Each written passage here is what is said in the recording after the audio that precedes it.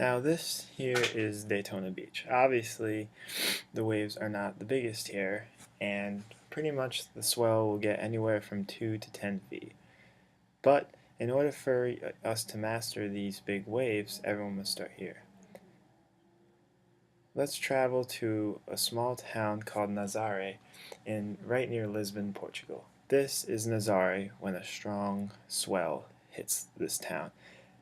Garrett McNamara is about to show us the world's biggest wave ever surfed. This wave is 100 feet tall exactly.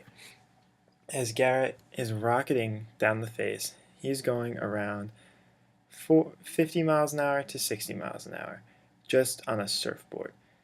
And he actually cannot turn left or right, or else he will actually fall because of the speed. His mind and his consciousness have to be so at ease, and he has to make sure he will make this wave, that if he thinks about anything else, he will fall and he could die. And there's a very high chance of death. Now the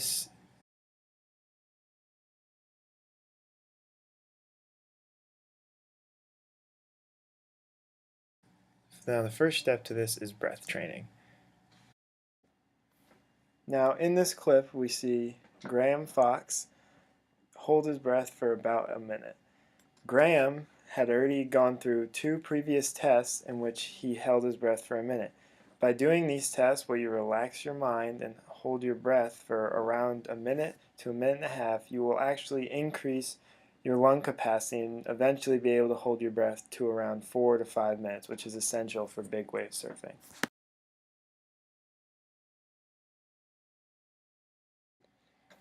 The next clip we will see is Trevor taking the breath training indoors that we taught him and showing us how to do it underwater. Trevor held his breath for around 30 seconds at the bottom of a 14-foot deep pool. Second step, controlling consciousness.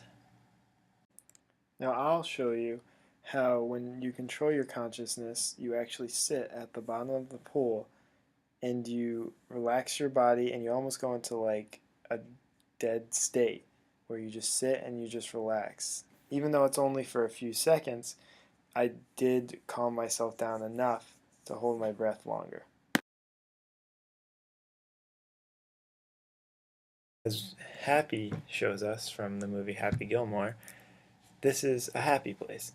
Happy is actually slowing down his heart and putting his mind to a place where most people cannot get their mind.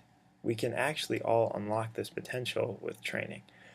Surfers do this in order to lower their heart rate, reduce oxygen flow from their lungs to their brain, and actually slow it down so that they can hold their breath for much longer than humanly thought. Third step, conquering the wave. This is in a wave in Tahiti called Chopu.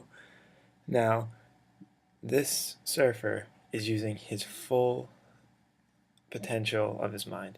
He has to believe he can make the wave, but at every second he is preparing his mind for the inevitable fall that can happen.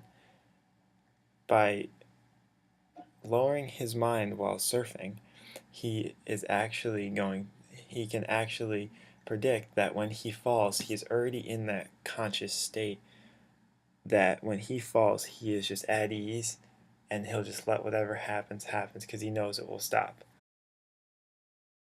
Now from Chopu, we travel to probably the most magical place for waves, Hawaii. This next clip is of Andy Irons, and Andy shows us what happens when you paddle into a wave angry, and how if you're not in the proper state of mind to surf, you can get very seriously hurt.